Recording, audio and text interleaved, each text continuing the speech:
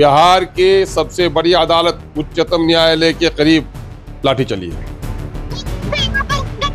बिहार के chief minister के घर के करीब लाठी चली है। बिहार में बैठे हुए लॉ एंड ऑर्डर को, बिहार के सिचुएशन को देखने वाले गवर्नर के करीब लाठी चली है।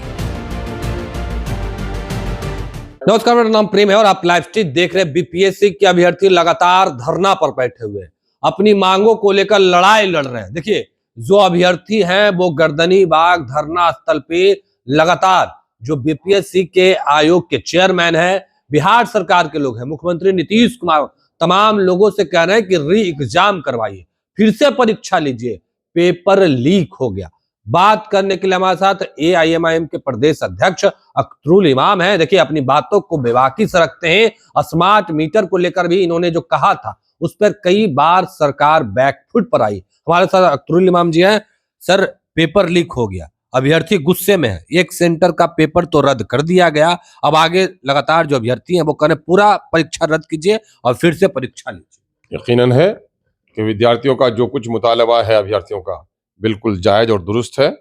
सरकार ने जब खुद तस्लीम कर लिया है कि एक सेंटर में गड़बड़ी हुई है, तो आपने जब गड़बड़ी कबूल कर ली, तो आज के जमाने में, इतने फास्ट इंफॉर्मेशन के जमाने में, जाहिर है गड़बड़ी हुई है, क्वेश्चन लीक हुआ है, कुछ हुआ है, तो उसकी तो खबर जंगल के आग की तरफ फैली होगी। है ना? क्या जो मैनेज मास्टर भी रहा होगा उसने मैनेज कर लिया होगा।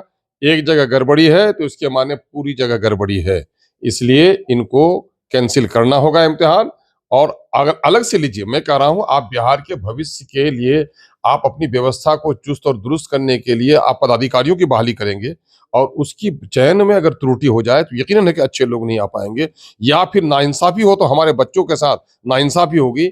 इसलिए इनको रद्द करना चाहिए। और ये अंग्रेजों का जमाना नहीं है, जिस तरह धरना स्थली पर अभ्यर्थी बैठे हुए हैं और उन पर डंडे बरसाए जा रहे हैं। भाई, क्या मामला है? एक छोटा सा मामला है, बच्चा खिलौना तोड़ देगा तो आप क्या उसका गिरबान पकड़ लेंगे? ये हमारे बिहार के सपूत हैं जो इस तरह की तैयारी उन्होंने की है। आप तो दूसरे तरह कल कारखाने में कोई मौका नहीं है, एक मौका है सरकारी चाकरी में बरसों के बाद जो वैकेंसी आई है उसके लिए तैयारी कर रहे हैं, और सबसे सम्मानित परीक्षा है बिहार का। और बिहार के बिहार सर्विस कमीशन के चेयरमैन को भी चाहिए कि साहब, आपके ऊपर तो पुराने दिनों में कितने इल्जामात हैं, लेकिन आप अपने आप को साफ कहिए, सरकार के दबाव में आप बताइए, आप पूरे एग्जाम को कैंसिल कीजिए और अलग तरह से आप इम्तिहान लीजिए, वरना नॉर्मलाइजेशन के नाम पर भी लोगों में, लड़कों में काफी वो है। इसलिए ये मामला साफ शफाफ कीजिए। बिहार में एक नौकरी रह गई है जिस पर लोगों का विश्वास है, और जो बिहार को चलाने वाले पदाधिकारी होंगे, इसलिए इसमें पूरे तौर पर पारदर्शिता होनी चाहिए, इसमें किसी किस्म की गड़बड़ की आशंका नहीं होनी चाहिए। एक बार नहीं, अगर 3 बार में भी एग्जाम हो, ये तो राजस्थान के बाद ये बिहार हो गया है। आपके यहाँ वो हो रहा है साहब, आखिर गड़बड़ी क्यों हो रही है इम्तिहानात में? इसके माने कहीं न कहीं पदाधिकारी मिली हुई है मेल है इसमें। अगर सरकार इस एग्जाम को कैंसिल करके दोबारा एग्जाम नहीं लेती है तो इसका मतलब ये है कि कहीं न कहीं से ये बहाली साफ सुथरे अंदाज में होने नहीं देना चाहते। नहीं, विपक्ष के लोग भी बहवाई लूट रहे हैं इसमें, सत्ता पक्ष के लोग कह रहे हैं कि गड़बड़ी हुई नहीं है। आप क्या कीजिएगा? मैं कह रहा हूँ, सुनिए, मैं तो सत्ता का भी विपक्ष हूँ और विपक्ष का भी विपक्ष हूँ। विपक्ष की वाहवाही का मामला यह है कि विपक्ष तो सही माने में जो बिहार का जिम्मेदार विपक्ष है ना? अभी मैं क्या बताऊं आपको, बिहार में कत्ल हो रहा है, माइनॉरिटी का विपक्ष बोल नहीं पा रहा है। बिहार में मुसलमानों की नौकरी 1,95,000 चली गई, विपक्ष बोल नहीं पा रहा है। बिहार में दलितों के एससी और एसटी की नौकरी चली गई लाख सवा लाख, विपक्ष बोल नहीं पा रहा है। बिहार में करप्शन इंतहा को पहुंचा हुआ है, विपक्ष बोल नहीं पा रहा है। मैं ही तो हूं कि बिहार में मेरी शक्ति नहीं, उसके बावजूद भी सदन में चूंकि मेरी मौजूदगी है, सदन से सड़क तक एमआईएम सरकार की नाकामियों को जितना पोल खोल करती है, किसी दूसरे की हिम्मत नहीं है। नहीं, अभ्यर्थियों के लिए क्या कीजिएगा? यकीनन है कि अभ्यर्थियों के मैं खैरियत में हूँ, उन लोगों के टच में हूँ, और मामला यह है कि उनके संघर्ष का साथी हूँ मैं, और ये लड़ाई पूरे तौर पर लड़नी चाहिए, और उसका वो एग्जाम कैंसिल कराए, साफ सुथरा एग्जाम ले। आवास के चंद कदमों की दूरी पर अभ्यर्थियों पर खूब लाठी चली है कल, अभ्यर्थी परेशान हो गए लाठी खाते। अरे भाई, मैं ये कह रहा हूँ, सत्तासीन बिहार के सबसे बड़ी अदालत उच्चतम न्यायालय के करीब लाठी चली है। उच्च न्यायालय के करीब लाठी चली है। बिहार के चीफ मिनिस्टर के घर के करीब लाठी चली है। हाँ, बिहार में बैठे हुए लॉ एंड ऑर्डर को, बिहार के सिचुएशन को देखने वाले गवर्नर के करीब लाठी चली है। हाँ, और बिहार में सारे जो मीडिया के जिम्मेदार हैं, पटने में बैठे हुए चौथा आश्रम, उसके सामने में लाठी चली है। हाँ। तो सब बराबर के जिम्मेदार हैं। इनकी लड़ाई में हम लोग सहयोगी हैं और इनका इम्तिहान सारा कैंसिल करे, दोबारा इनका इम्तिहान ले। नॉर्मलाइजेशन के नाम पर सरकार लोगों को गुमराह कर रही है, गुमराह करने से नहीं, बचे। आयोग के द्वारा और पिछले दिनों में भी जो नौकरी मिली है, हाँ, दूसरे, मैं कहता हूं पूरे देश में किसी भी राज्य को देश के संविधान से अलग हटकर कानून बनाने की इजाजत नहीं है। दूसरे राज्यों में अगर डोमिसाइल लागू है तो यहाँ पर माननीय मुख्यमंत्री क्यों नहीं कहते, ये दुहाई देते हैं संविधान का। तो सबसे ज्यादा संविधान समझने वाला बिहार की सरकार हो गई है क्या?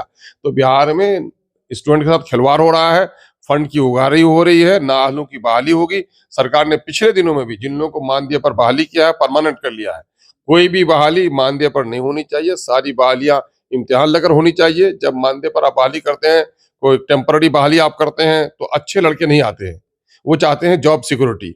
नतीजा ये होता है कि आप अरे गहरे को बहाल कर लेते हैं, कुछ दिन के बाद परमानेंट कर देते हैं। तो इसमें मंत्री लोग हों, पदाधिकारी लोग हों, अपने चहेते लोगों को घुसाते हैं और ये बड़ी धांधली है। इसलिए बिहार में रिक्रूटमेंट का मामला बड़ा संदिग्ध है। इस मामले को बिहार गवर्नमेंट को, अगर मिस्टर क्लीन है नीतीश कुमार जी, साफ सुथरी बात करने के आदी हैं और अपने आप को कहते हैं कि हम न्याय करते हैं, तो सबसे पहले ये न्याय बिहार के इस भविष्य के साथ उनको करना चाहिए। बीपीएससी का एग्जाम फिर से लेना चाहिए। बीपीएससी का एग्जाम इसको कैंसिल करे, दोबारा इम्तिहान ले, नॉर्मलाइजेशन नहीं करे, बिहार में डोमिसाइल लागू करे। 1 बजे रात को अभ्यर्थियों को गर्दनी बाग से उठा लिया गया। मैं तो कह रहा हूं कि गाड़ी पर पुलिस लिखा है, सिविल ड्रेस में अब ये तो डाकाजनी है। ये लोकतांत्रिक अधिकार पर का हनन है। और जहां लोकतंत्र जिंदा नहीं होगा, एक तो अफसरशाही ने वैसे ही लोकतंत्र को डुबो दिया है, और इस तरह धरना स्थली पर भी सरकार की कमजोरियों पर आईना दिखाना हमारी जिम्मेदारी है। विपक्ष की भी जिम्मेदारी है और जो पीड़ित है उसको भी आवाज उठाने की जिम्मेदारी है। अगर आवाज उठाने वालों पर डंडे चलेंगे तो यकीनन है कि ये लोकतंत्र नहीं होगा, तो ये डिक्टेटरशिप होगा। नीतीश कुमार जी को इस पर गौर करना चाहिए। सत्ता में बैठे हुए कुर्सी पर विराजमान लोगों से मैं कहता हूं, कुर्सी हर दिन की नहीं है, लेकिन न्याय अगर नहीं किया आपने नस्लों के साथ, तो आपकी नस्लों के साथ भी न्याय नहीं होगा। चलिए, न्याय नहीं होगा, किस तरीके से अख्तरुल इमाम गुस्से में है। और देखिए, जो अभ्यर्थी हैं उन पर लाठी चल रही है, गर्दनी बाग धरना स्थल पर बैठे हैं और अभ्यर्थी 8 दिन से अभ्यर्थियों का तबियत खराब हो रहा है। और देखिए, कई जो अभ्यर्थी हैं वो गर्दनी बाग धरना स्थल पर डटे हुए और कह रहे हैं कि री एग्जाम हो, फिर से एग्जाम हो, हम लोग एग्जाम देने के लिए तैयार है। पर क्या बातें हैं कि आयोग के द्वारा दोबारा एग्जाम नहीं करवाया जा रहा और जो अभ्यर्थी हैं वो लगातार री एग्जाम की बात कर रहे हैं। तमाम जो तस्वीर है वो तस्वीर भी हमने आपको दिखाया कि किस तरीके से जो अभ्यर्थी है वो गर्दनी बाग धरना स्थल पर डटे हुए हैं, पर अख्तरुल इमाम किस तरीके से सरकार में जो बैठे लोग हैं, जो विपक्ष के लोग हैं, उन तमाम लोगों को आईना भी दिखा रहे हैं। फिलहाल के लिए इतना ही। बने रहे लाइव के साथ। लाइव स्टडी को सब्सक्राइब नहीं किया, सब्सक्राइब कीजिए। हमारे फेसबुक पेज को लाइक करना बिल्कुल ना भूलें। धन्यवाद।